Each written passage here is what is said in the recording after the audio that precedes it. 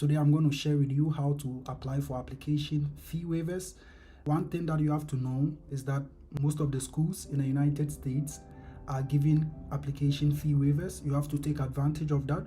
But if you are applying to a school which is not giving fee waivers, or it shouldn't stop you from asking the program coordinators for application fee waivers.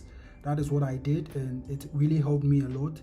And one advice I will also give you is that the fact that you see people sharing a lot of application fee waivers doesn't mean you should just take them and just use the codes, because at times when you use a code that the school didn't actually give, it can actually have a negative effect on your application. So you should always check the codes that people are giving out before. You should check it out with the school you are applying to before you actually apply.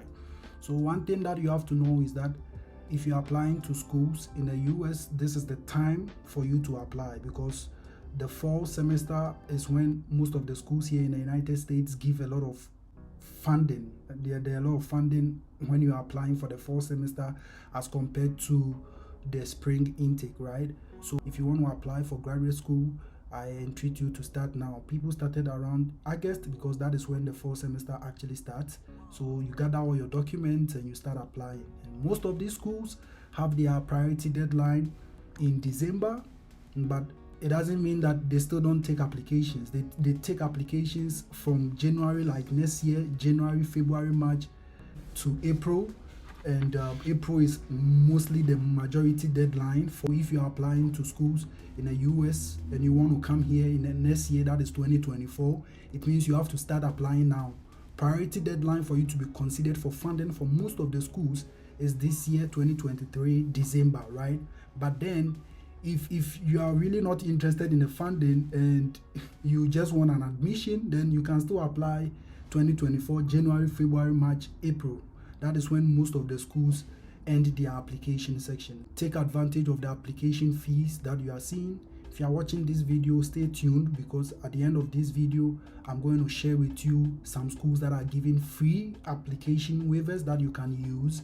But like I said early on, what you have to do is that you always have to check with the school before you input any kind of code or put in any form of application. You have to check with the school, because it can have some negative impact when you don't check with them and put in wrong codes. And one thing that I also tell people is that I tell people to send in application fee like request, right? Tell your programs coordinator that my name is Evans, I'm from Ghana, I'm an international student, I completed my bachelor's of arts from this university. I'm currently without paid employment and I really want to apply to your school because my research interest aligns with Professor blah blah blah. The day I don't have money for the application fee, can it be waived for me?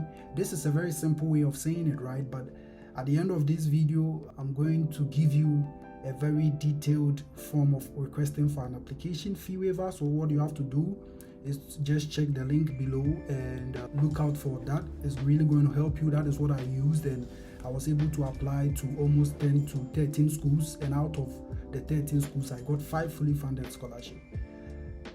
But